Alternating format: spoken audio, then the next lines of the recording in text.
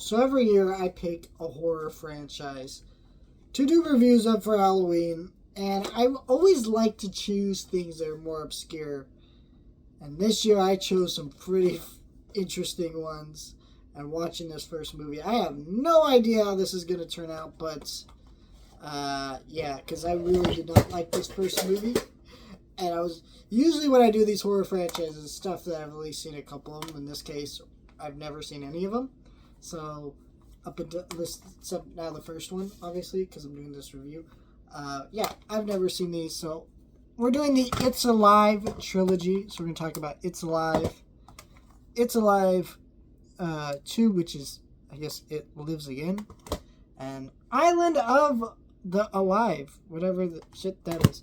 So yeah, I don't know how this review series is gonna turn out. Like I said, let's get into these.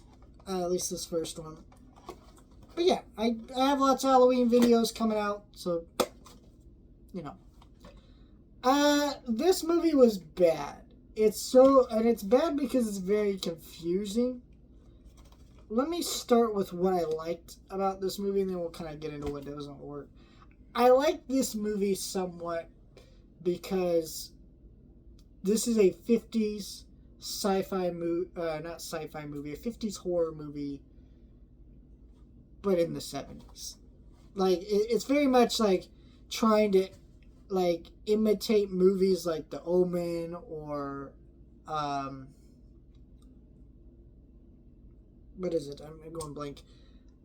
Rosemary's Baby, things like that. But this movie was made in the 80s, I believe.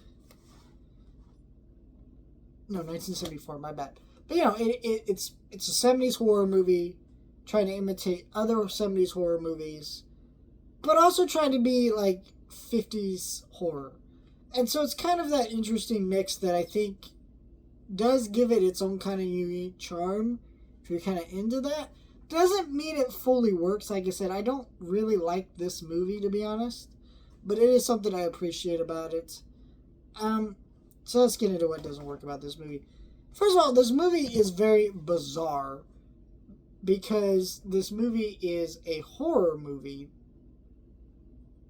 Like I said, that's trying to be like The Omen or Rosemary's Baby, but kind of be that 50s horror. 50s horror had like kind of a sense of humor to it, I feel like, the ones I've seen, and more of a unique charm to it, where I felt like this one did not, and that bothered me, and it felt very weird. Also, this movie, I'm not really sure what audience it was going for, because when I popped this in, I was like, oh, this is PG, and there's a lot of blood in this movie, and a lot of death in this movie. I'm not even fully saying that as a bad thing, but like, how is this movie PG? Because this is a movie that might even get an R rating now. I know this came out in 1974, so there wasn't really a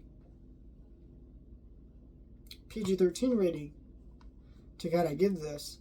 But it's also close enough that it probably could have been an R, so I'm not really sure what was going on here.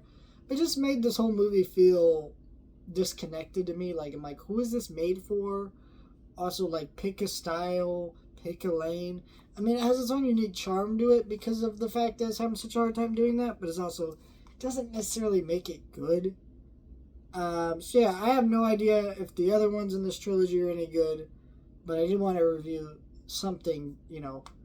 I don't really like doing like, hey, Nightmare on Elm Street, here's Friday the 13th, Halloween, because those are fun to do, don't get me wrong, but there's also a part of me that goes, yeah, but everybody talks about those.